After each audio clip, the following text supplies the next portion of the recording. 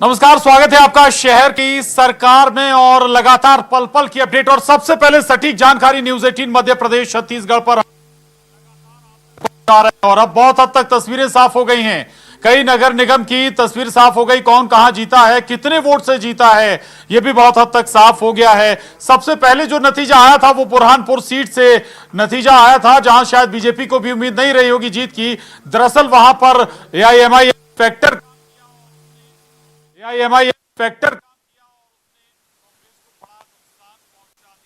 इसके बाद कुछ और निगम का भी नतीजे आ गए। सिंगरौली एक ऐसी सीट है जो चौंका रही है। सिंगरौली ने कांग्रेस बीजेपी दोनों को चौंका दिया। आम आदमी पार्टी यहां से जीती है। आपको यह भी याद दिला दें कि अरविंद केजरीवाल यहां पर रैली कर रहे थे, एक रोड शो भी उन्होंने यहां पर किया था। लेकिन केवल ये सिंगरौली ही नहीं है बल्कि कुछ और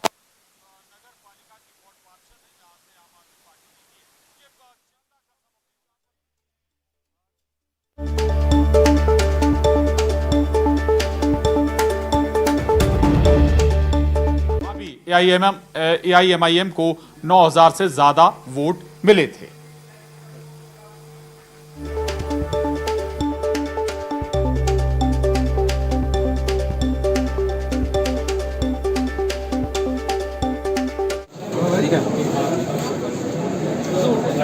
आम आदमी पार्टी ने मध्य प्रदेश में आखिर अपनी एंट्री कर ही ली है। मध्य प्रदेश के सिंगरौली नगर निगम में आम आदमी पार्टी ने बेहतरीन जीत दर्ज की है। यहाँ पे महापौर प्रत्याशी रानी अग्रवाल ने ऐतिहासिक जीत दर्ज की है और सत्ता में रही बीजेपी को करारी शिकस्त दी है। हमारे साथ बातचीत करने के लिए आम आदमी पार्टी की जो महापौर की जो विजयी प्रत्याशी हैं वो हैं। रानी जी, पहले तो आपको बहुत बधाई हो, कैसा महसूस कर रही हैं? आप सबको बहुत बहुत शुक्रिया और मैं सबसे पहले कि जनता को श्रेय दूँगी। उन्हीं के कई अनुसार ये चुनाव लड़ा गया था और जनता ने भरपूर आशीर्वाद दिया, दिल खोल के आशीर्वाद दिया। इसलिए मैं जनता का बहुत बहुत आभार, अपनी सिंगरौली की पूरी जनता का बहुत बहुत आभार व्यक्त करती हूँ। साथ में अपने जितने भी मीडिया भाई हैं और जितने भी अपने शासन प्रशासन अधिकारी हैं सभी को मैं बहुत बहुत धन्यवाद देती हूँ। उनका पूरा सहयोग मिला और अच्छे से आपने जो वचन पत्र दिया था, एक जनता को एक वादा भी किया है कि हम इन सुविधाओं लागू करेंगे, तो कितना प्रयास हुआ, कैसे प्रयास करेंगे कि उन सुविधाओं को भी हम लागू करते हैं? आम आदमी पार्टी एक ऐसी पार्टी है जो कहती हो करके दिखाती हो। दिल्ली में भी काम करके दिखाया और पंजाब में भी हो रहा है और जो हमारा 25 कामों के लिए घोषणा पत्र है उसी के आधार पर सिंगरौली जिले में भी काम होगा और भी उसके अलावा जो नगर निगम के अंतर्गत जो भी काम आएगा उसके आधार पर जनता का जो भी काम होगा हम सब मिलकर काम करेंगे। विपक्ष काफ़ी मजबूत हो गया है, जैसे मतलब आप देख रहे हैं कि लगभग 23 से 24 पार्षद बीजेपी के आए हैं, तो इसमें कैसे सामंजस्य बनाएंगे? बिल्कुल सबका सहयोग रहेगा क्योंकि कोई ये नहीं है कि बीजेपी कांग्रेस हम सब एक है। जितना भी पार्षद है सब मिलकर विपक्ष मजबूत है, सब मिलकर काम करेंगे और जनता को और अपने सिंगरौली जिले में जो भी साफ स्वच्छ और विकास के आगे। दिल्ली के मुख्यमंत्री अरविंद केजरीवाल जी यहाँ पहुँचे थे, तो क्या लग रहा है कि उनके आने का कितना फर्क पड़ा यहाँ पर? जो हमारे सीएम है केजरीवाल जी, उनको बहुत बहुत धन्यवाद देना चाहूँगी क्योंकि जनता की मांग थी कि उनको बुलाया जाए और उन्होंने उस मांग को स्वीकार किया और ये श्रेय उनको भी जाता है और उन्होंने जनता का जो भरपूर सहयोग मिला और तो ये थी आम आदमी पार्टी की महापौर की विजयी प्रत्याशी सिंगरौली से, जिन्होंने इतिहास रखा है न सिर्फ सिंगरौली में बल्कि पूरे मध्य प्रदेश में। और निश्चित तौर पे आम आदमी पार्टी की कुछ उम्मीदें भी बढ़ी होंगी क्योंकि आने वाले कुछ सालों में जो विधानसभा के चुनाव होने हैं तो इसका नतीजा इससे मिलाकर के देखा जा रहा है। फिलहाल रानी जी का कहना है कि जो उन्होंने वादे किए थे, जो उन्होंने अपना वचन पत्र जारी किया था, उसको पूरा करने का पूरा प्रयास होगा। राज द्विवेदी, न्यूज़ 18 सिंगरौली। तो तस्वीर हम आपको बता रहे थे कहा क्या सूरत हाल बना है और खंडवा सतना भी बीजेपी जीत गई है। सागर भी 12,000 वोटों से बीजेपी जीत गई है। मेयर की सीट छिंदवाड़ा में हालांकि कांग्रेस ने कब्जा जमाया है। करीब 3500 वोटों से ज्यादा से कांग्रेस ने जीत दर्ज की है। ये गढ़ कहा जाता है कांग्रेस का। उज्जैन में बीजेपी के मुकेश टटवाल महज 924 वोटों से जीते हैं। जीत का अंतर बहुत कम है। ये उन दो सीटों में शामिल है जहां कम वोटों से जीत हासिल हुई है, एक बुरहानपुर और दूसरी उज्जैन। जबकि कुछ जो 4 महानगर में से भोपाल, इंदौर, यहां पर बड़े अंतर से बीजेपी बढ़त बनाए हुए हम ये कह सकते हैं कि ये निर्णायक जीत की ओर अग्रसर हैं या निर्णायक बढ़त इन्होंने बना ली है। जबकि ग्वालियर में शोभा शिखरवार बढ़त बनाए हुए थी बीजेपी के मुकाबले। और इसी तरह से अगर हम जबलपुर का जिक्र करें तो जबलपुर में भी निर्णायक बढ़त थी, बल्कि हम ये कहें कि जीत वाली स्थिति जबलपुर में। हम अपने खास मेहमानों का रुख करेंगे। 3 खास मेहमान इस वक्त हमारे साथ हैं। दिनेश गुप्ता जी, वरिष्ठ पत्रकार, बहुत स्वागत है दिनेश जी न्यूज 18 मध्य प्रदेश छत्तीसगढ़ पर। शैलेंद्र पटेल जी हैं, पूर्व विधायक हैं कांग्रेस के, बहुत स्वागत है आपका शैलेंद्र पटेल जी। साथ ही हमारे साथ रजनीश अग्रवाल जी हैं, प्रदेश मंत्री हैं बीजेपी के, आपका भी बहुत स्वागत है न्यूज 18 मध्य प्रदेश छत्तीसगढ़ पर। सबसे पहले दिनेश गुप्ता जी, भोपाल इंदौर सबका फोकस था और तस्वीर आ रही, हम उस पर भी चर्चा करेंगे, लेकिन ग्वालियर जिसको लेकर लगातार अब चर्चा हो रही है, ग्वालियर में क्या बदला, क्या हुआ? बड़े बड़े मंत्रियों ने कैंपेन किया। ज्योतिरादित्य सिंधिया अगर कैंपेन कर रहे हैं तो हम मानेंगे, अगर ज्योतिरादित्य सिंधिया पसीना बहा रहे हैं तो फिर प्रद्युम्न सिंह तोमर तो खून का कतरा बहा देंगे, उनके खेमे के तमाम मंत्री पूरी जान लगा देंगे। नरेंद्र सिंह तोमर अगर कैंपेन कर रहे हैं तो उनके खेमे का हर व्यक्ति कैंपेन में पूरी जान लगाएगा। क्या हो गया? 2020 में जब कांग्रेस की सरकार गिरी थी तो भूकंप का जो केंद्र था वो ग्वालियर ही था, है ना। उसके बाद जो उपचुनाव हुए उसमें सियासत हमने बदलते हुए देखी। यदि सतीश सिकरवार भारतीय जनता पार्टी के कार्यकर्ता है और जैसा मुझे याद है पिछला चुनाव उन्होंने निर्विरोध भारतीय जनता पार्टी से जीता था, तो एक ऐसा चेहरा था भारतीय जनता पार्टी का जो निर्विरोध पार्षद बन सकता है इतने बड़े शहर में, तो उसकी कुछ शख्सियत होगी।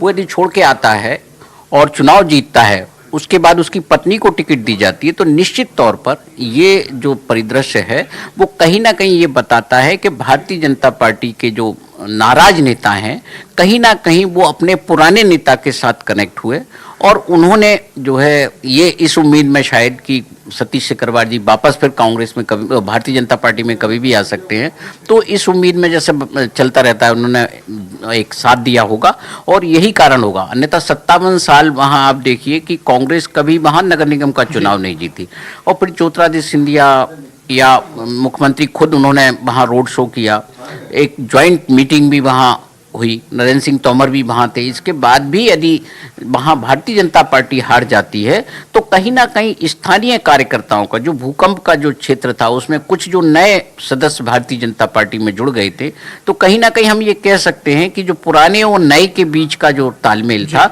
वो पार्टी वहाँ बिठा नहीं पाई। जी, नए और पुराने के बीच का तालमेल वहां पर बैठा नहीं पाई। ग्वालियर पर ही मेरा सवाल है रजनीश जी, क्या हुआ ऐसे एडजस्टमेंट नहीं बैठ पाया? दूसरी बात ये कि पुराने नेता हैं सतीश सिकरवार, आपकी पार्टी से जुड़े रहे, क्या आपकी कैडर को में उन्होंने सेंध लगा दी?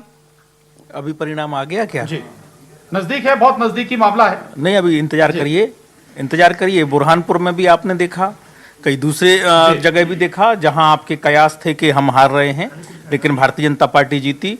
और जिस प्रकार से परिणाम पूरे मध्य प्रदेश में भाजपा के पक्ष में आ रहे हैं, मुझे लगता है ग्वालियर में भी पक्ष में आएंगे।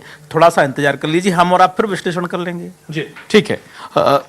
शैलेंद्र जी, खुश हो रही होगी कांग्रेस, अच्छी बात है। कम से कम 16-0 के मुकाबले अब कम से कम 3 के नजदीक तो हम पहुंच रहे हैं।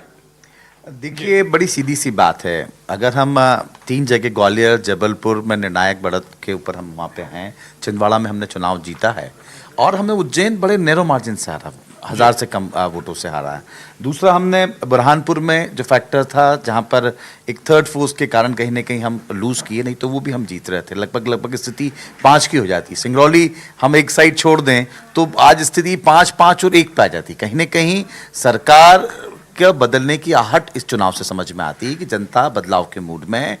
थोड़ी सी और स्थितियाँ होती तो आज कुछ और हम बातें कर रहे होते हैं, लेकिन फिर भी प्रजातंत्र है, जनता का जो निर्णय होता है हमेशा सुधार्य होता है और ये कहीं ना कहीं आहट होती, क्योंकि अभी सरकार भारतीय जनता पार्टी की तमाम तरह का शासन प्रशासन सारे सब चीज़ें, लोक लुभावने वादे, दिल्ली से लेकर भोपाल तक की सारी बातें, सारे नेता, उसके बाद में भी अगर 3 नगर निगम जीतते हैं और अभी तो 5 बाकी हैं, 11 में से 3 जीते हैं, 2 में हम क्लोज आ रहे हैं और सिंगरौली में एक थर्ड जगह चली गई, नहीं तो वो भी कहीं ना कहीं स्थितियां आज 6-5 की या 5-5 और 1 की रहती, तो ये आज कहीं ना कहीं थोड़ा अपर हैंड में है और निश्चित रूप से ये बदलाहट जो आने वाली है 2023 में, उसकी कहीं ना कहीं सुबगाहट। जी जी जी बिल्कुल, शायद जवाब देना चाहता। पहली बात तो ये है कि 20-25 साल से भारतीय जनता पार्टी नगर सरकार बना रही है, प्रदेश में हमारी सरकार, 7 साल से केंद्र में हमारी सरकार। अगर विपक्ष की इतना ही मजबूत होता तो ये 7-8 नगर निगम में जीत रहे होते, नगर परिषद और नगर पालिका में जीत रहे होते। आप कितनी नगर पालिका में जीत गए साहब, कितने नगर परिषद में जीत गए? सुपड़ा साफ हो गया। जहां थर्ड फ्रंट की बात करते हैं ना हम, जैसे इक्का दुक्का 1 2 3 ऐसे नगर पालिकाओं में जीते हैं कांग्रेस, और ऐसी नगर परिषदों में जीती है कांग्रेस, और नगर निगम में भी 20-25 साल के बाद भी हम सबसे ज्यादा पार्षद परिषद हम बना रहे। किसी कारण से महापौर चूक गए होंगे, मार्जिनल हारे हैं, लेकिन परिषद हम बना रहे। जीते महापौर के हम, बड़े महानगर जीते हम। ये अगर 20-25 साल की एंटी इनकम्बेंसी की बात कर रहे थे भाषणों में श्रीमान कमलनाथ जी, कहां है कमलनाथ जी? संन्यास लेने की मांग उठेगी कांग्रेस के भीतर से। ठीक है, इस पर रिएक्शन लूंगा। जी जी देखिए, रजनीश भाई बड़े काबिल व्यक्ति हैं, लेकिन उनकी बात में कहीं ना कहीं अहंकार दिखता है। जनता का निर्णय है। अगर हम शिरोधार्य नहीं करेंगे, एंटी इनकम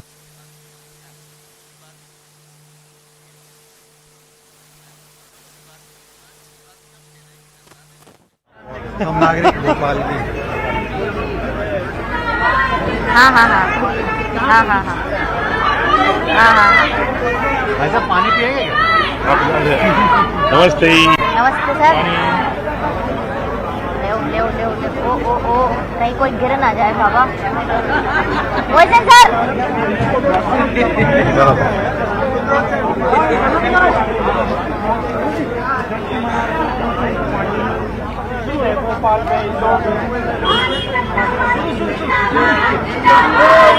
कांग्रेस को और इसके अलावा एक शहर में सिंगरौली में जो राजनीति के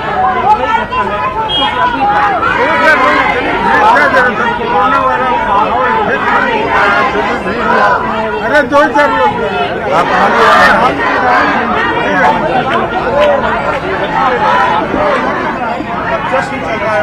महिला कार्यकर्ता स्वागत। ये तस्वीरें दिखा रहे हैं मालती राय, बीजेपी मेयर कैंडिडेट मालती राय इस वक्त मीडिया से मुखातिब हो रही हैं। बीजेपी दफ्तर पहुंची हैं मालती राय। तस्वीरें, सीधी तस्वीरें हैं आपके टीवी स्क्रीन पर बीजेपी दफ्तर से, और लगभग जीत तय हो चुकी है मालती राय की। बड़ी और निर्णायक बड़ा अंतर कांग्रेस और बीजेपी के बीच, 45,000 से ज्यादा का वोटों का अंतर। उनकी निकटतम प्रतिद्वंदी विभा पटेल के मुकाबले उन्होंने बढ़त बना रखी थी। तो मालती राय बीजेपी दफ्तर पहुंची हैं। हालांकि मालती राय के पुराने ट्रैक रिकॉर्ड को लेकर जरूर सवाल उठाए जा रहे थे, लेकिन कैंपेन पार्टी नेतृत्व ने खुद मैदान में उतर कर किया और उसका असर नतीजों में अब नजर आ रहा है। मालती राय बीजेपी दफ्तर पहुंची हैं। मीडिया से भी बात करेंगी मालती राय, और कुछ देर में बताया जा रहा है कि मुख्यमंत्री शिवराज सिंह चौहान भी बीजेपी दफ्तर पहुंचने वाले हैं। गृहमंत्री नरोत्तम मिश्रा, मंत्री ओम प्रकाश सकलेचा भी पहुंचे हैं। रंजना दुबे हमारे साथ बनी हुई है बीजेपी दफ्तर से। रंजना, मालती राय पहुंची हैं, कितनी देर में मुख्यमंत्री पहुंचेंगे बीजेपी दफ्तर? क्या कुछ वहां पर होने वाला है, क्या तैयारियां हैं दफ्तर में?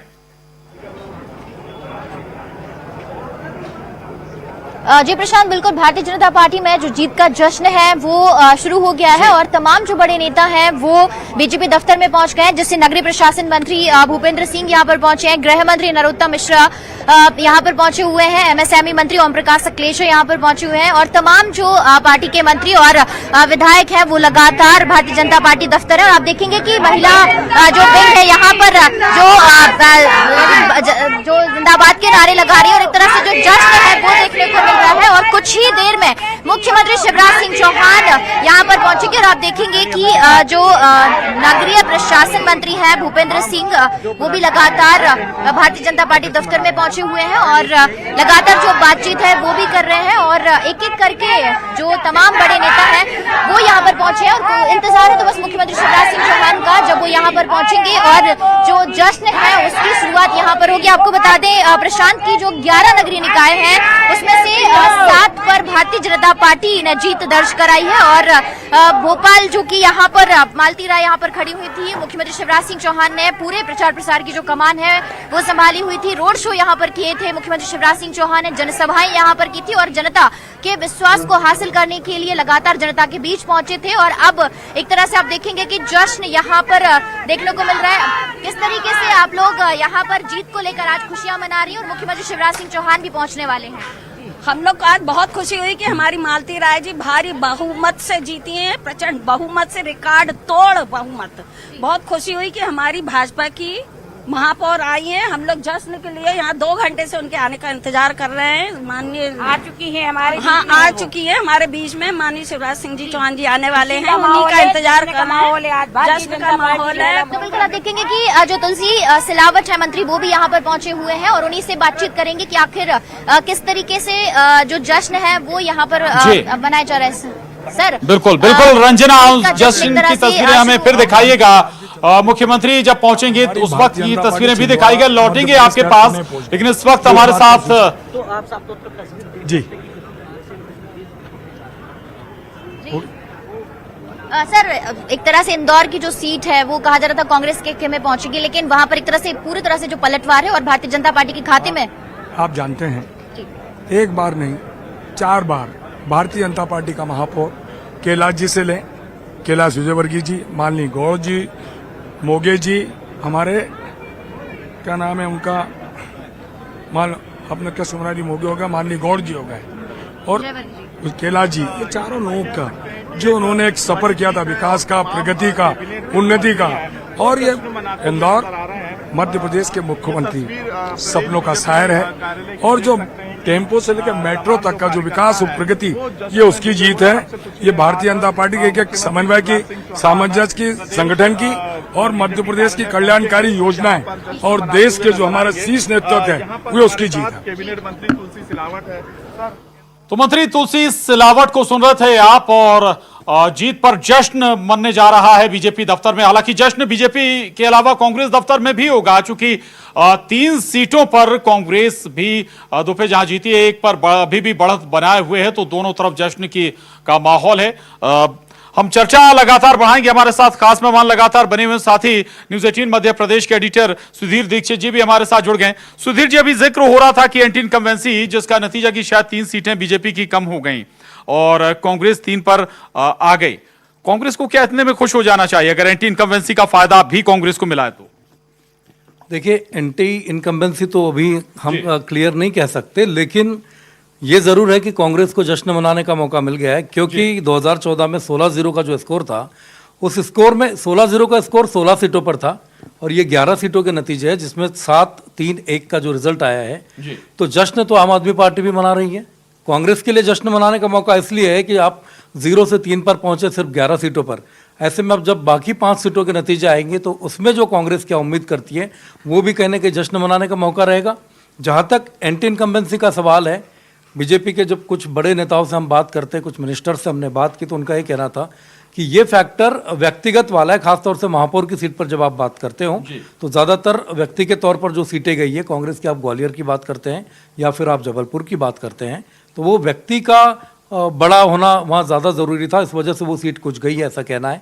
जहाँ तक सवाल एंटी इनकम्बेंसी का है, ऐसा अगर होता तो बीजेपी का ये दावा है कि ऐसा होता तो हमारी बाकी जो सीटें हैं, निकाय वाली जो छोटे पदों की या पार्षदों वाली जो सीटें, वो हमारे पास नहीं आती। तो एंटी इनकम्बेंसी से बीजेपी तो इनकार कर रही है, साथ ही साथ दावा ये कर रही है कि अभी हमारा जो विकास की बयार है वो, जैसा कि रजनीश जी पहले भी कह चुके हैं कि डबल इंजन की सरकार चल रही है, इसके बाद तीसरा इंजन लग जाएगा इसमें। तो देखते हैं इंजन कितनी रफ्तार पकड़ता है और विकास कहाँ पहुंचता है। 2023 सामने है, उसके बाद 24 का भी नंबर आना है, तो पता चलेगा कि जनता किस दिशा में ले जाना चाहती है। 3 इंजन पहले से ही लगे हुए थे। 3 इंजन की, डबल इंजन नहीं, 3 इंजन की बात हो रही है। जी ठीक है। दिनेश गुप्ता जी, अगर ग्वालियर में जो बढ़त कांग्रेस ने बनाई, अगर वो जीत में तब्दील होती है तो हम क्या माने, ये कांग्रेस की जीत होगी या फिर सतीश सिकरवार की जीत होगी? देखिए, ये जो जीत है वो तो कैंडिडेट की जीत होगी, क्योंकि मैंने जैसा उनका बैकग्राउंड, वो ठीक है, शोभा सिकरवार उनकी पत्नी है, लेकिन शायद उनके लिए जो पूरी लॉबिंग है, फील्डिंग है, सतीश सिकरवार कर रहे थे। हाँ, निश्चित तौर पर सतीश सिकरवार के कारण ही तो उनको टिकट मिली है, अन्यथा उनको टिकट कैसे मिलती? क्योंकि शोभा सिकरवार का कोई एक कैंडिडेचर तो है नहीं, क्योंकि एक तरह से ये सतीश सिकरवार को ही टिकट दी गई थी। और सतीश सिकरवार ने अपने संपर्कों या जो जिस तरह से उनकी रणनीति थी, क्योंकि जब हम पार्षदों के रिजल्ट देखेंगे तो उसमें ये पता लगेगा कि ये दोनों में समानता है कि नहीं है। यदि एक जैसा ट्रेंड होगा, एंटी बीजेपी ट्रेंड होगा तो फिर पार्षदों में भी रिफ्लेक्ट होना चाहिए, वो केवल मेयर पे नहीं दिखेगा। तो उसमें बहुत सारी चीज़ें सामने हैं कि जो भी है वो कैंडिडेट का है, और भारतीय जनता पार्टी कहीं ना कहीं अपने भीतर जो एक असंतोष था, या तो उसकी पहचान नहीं कर पाई, या लोगों को जो अपने उनके नेता थे उनको जो है उनके बीच में कोई समन्वय स्थापित नहीं कर पाए। अन्यथा ग्वालियर तो वो ऐसी जगह है जहां मेयर को लेके बहुत ज़्यादा भारतीय जनता पार्टी चिंता नहीं करती है, क्योंकि जो बड़े शहर हैं वो भारतीय जनता पार्टी के पक्ष में ही रहे हैं। लेकिन अब इस बार जिस तरह के नतीजे हैं वो भारतीय जनता पार्टी को चेतावनी के तौर पर हैं। उज्जैन का भी जो नतीजा हो या बुरहानपुर का जो नतीजा हो, तो ये क्या है, जो है आप उत्साह मनाइए, कुछ भी करिए, लेकिन उनका जो दिल से आप पूछेंगे तो उनके लिए खतरे की घंटी साफ दिखाई दे रही है। बिल्कुल, दो शहर महानगरों में, दो शहर कांग्रेस और बीजेपी में डिवाइड हो गए। इनमें एक जबलपुर भी है। रजनी जी, जबलपुर क्या हुआ, ससुराल नहीं बचा पाए सर आप लोग? जेपी नड्डा साहब की ससुराल, वीडी शर्मा साहब की ससुराल जबलपुर। नहीं, देखिए, जनता ने और ससुराल के इन दोनों अध्यक्षों की ससुराल के लोगों ने खूब वोट दिया है। भारतीय जनता पार्टी को वोट देने में जनता ने कोई कसर नहीं छोड़ी। हमसे कोई चूक हो सकती है, आप देखिए परिषद भारतीय जनता पार्टी की बन रही है, पार्षद हमारे ज्यादा जीत रहे हैं, इसलिए हमसे कोई चूक हो सकती है, वो निश्चित तौर पर हम समीक्षा करेंगे, लेकिन जनता हमारे साथ थी, है और रहेगी, इसकी चिंता हम करेंगे। एक दूसरी बात, जहां जहां अभी दिनेश गुप्ता जी भी बोल रहे थे कि आप इनको विधानसभा के चुनाव के दृष्टि से भी कन्वर्ट करके देखिए, तो भारतीय जनता पार्टी 2/3 से ज्यादा पर पहुंचती है। नगर पालिका, नगर परिषद, नगर निगम 2018 में हम शहरों में हारे थे जी, और अब हम इस रिस्टोर किया हमने अपना जनाधार, और हम जिस तेजी के साथ में आगे बढ़ रहे हैं, तमाम एंटी इनकम्बेंसी की बात कर रहे हैं, मुद्दे उछल रहे थे, कहां धरे के धरे रह गए, पार्षद नहीं जिता पाए साहब। भोपाल जैसी जगह पर दर्जन 1.5 दर्जन तो पार्षद कांग्रेस के सालों से जीतते आ रहे हैं, सदियों से जीतते आ रहे हैं, उसके बाद इक्का दुक्का जीते, बाकी कहां है? और ऐसी बातें सभी महानगरों के साथ है। और एक बात और, धन बल बाहुबल तमाम बल लगा लिए कमलनाथ जी ने, कुछ नहीं कर पाए।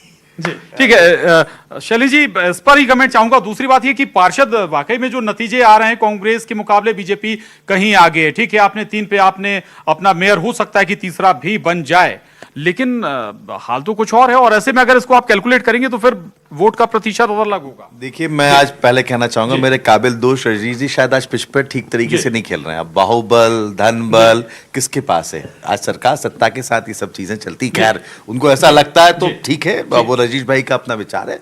मैं पहले एक बात कहना चाहता हूँ कि शहर और गाँव की बात अभी हमारे गुप्ता जी ने कही कि वहां पे कैंडिडेचर जीता।